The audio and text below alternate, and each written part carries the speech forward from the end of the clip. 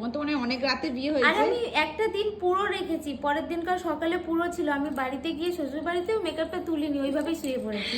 Bride কি বলে শুনেছো, 2 দিন নাকি মেকআপ স্টে করেছে। ওয়াও! শুধু এই না, আজ তোমাদেরকে দেখাবো কি করে এক বিহারি বহুরানীকে বাংলা মিষ্টি লক্ষ্মী প্রতিমার মতো বউরানী করে তুললাম।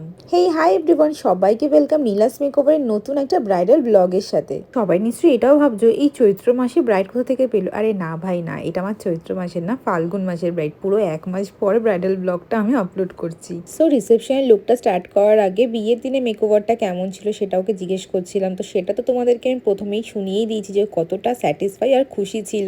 আর সত্যি বলতে ও লুক নিয়ে কোনো ডিমান্ড আমার কাছে করেনি। ও পুরোপুরি আমার ওপর ট্রাস্ট করেছিল যে আমি যেমন লুক দেবো তেমনই ও সেটাকে নেবে। কিন্তু হ্যাঁ, ওর আজকের লুকটা একদম ডিফারেন্ট হবে। মানে সত্যি কথা বলতে এটা আমার কাছেও চ্যালেঞ্জ ছিল যে একজন বিহারি বউরানীকে আমি যে একদম রিসেপশনে মিষ্টি ট্র্যাডিশনাল একটা ব্রাইড, আর শুধু ট্র্যাডিশনাল ব্রাইড না, মানে তোমরা লাস্ট অবধি দেখতে থাকো, পুরো একেবারে লক্ষ্মী প্রতিমার মতো লাগছিল ওকে দেখতে। আর তো আমি নিজেই ভাবতে পারিনি যে এতটা চেঞ্জ একটা মানুষকে আমি করে তুলতে পারবো। সত্যি কথা বলতে মেকআপ অ্যান্ড স্কিলস আর টেকনিক আর এক্সপিরিয়েন্স দিয়ে অনেক কিছুই কিন্তু করে ওঠা সম্ভব। বাট হ্যাঁ, ব্রাইড শুধু আমাকে বলেছিল যে আমি কিন্তু বিয়ের দিনকে নন বেঙ্গলি আর রিসেপশনের দিনকে বাঙালি সাজবো। তো সেরকমই বিয়ের দিনকে ওকে লেহেঙ্গা লুক দিয়েছিলাম, আর রিসেপশনেও পুরো একদম পিওর রেড বেনারসি পরেছিল। তবে রেড বেনারসির সাথে সাধারণত আমরা ব্রাইডাল লুক ক্রিয়েট করি, কিন্তু এবার আমি রিসেপশন লুক ক্রিয়েট করছি। রিসেপশনের দিন বাঙালি বউরা কিন্তু রেড বেনারসি খুব একটা পরে না, তবে অনেকদিন পর একদম ডিফারেন্ট একটা লুক ক্রিয়েট করতে পেরে আমার নিজেরও অনেক ভালো লাগছিল। আর আজকের আই মেকআপটা দেখো এতটা সুন্দর হয়েছে, তার কারণ সব থেকে বড় হচ্ছে আমার ব্রাইডের চোখ দুটো আজকে ভীষণ সুন্দর। আর এই চোখের ওপর কিন্তু হাফ কাট ক্রিজ ছাড়া আমি কিছু ভাবতেই পারিনি। তো দেখতে পাচ্ছ স্টেপ বাই স্টেপ মেকআপটা অলমোস্ট কমপ্লিট হয়েই এসছে।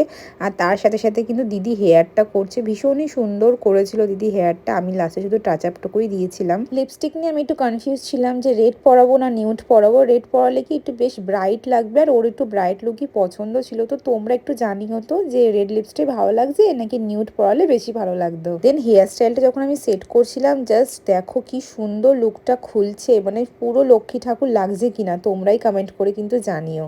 সো ফাইনাল লুক তো রেডি হয়েই গেছে আমার ব্রাইডের। দেখো কি মিষ্টি ওকে লাগছে আর কতটা চেঞ্জ হয়েছে তোমরা কিন্তু অবশ্যই জানিও ওর বিফোর আফটার লুকটা। দেন ওকে মিরারে দেখতে বলছিলাম যে দেখো সব কিছু পারফেক্ট আছে কিনা, তো সেটাই জানাচ্ছে যে একদম পারফেক্ট আছে, খুঁটিয়ে খুঁটিয়ে দেখে নিয়েছি। দেন এখানে ওকে নথ পরিয়ে দিয়েছিলাম। এই নথগুলো পরাতে একটু অসুবিধা হয়, কিন্তু যাই হোক নথটা পরানোর পর কিন্তু আরও সুন্দর লাগছিল। তারপর ওকে ওড়নাও পরিয়ে দিলাম।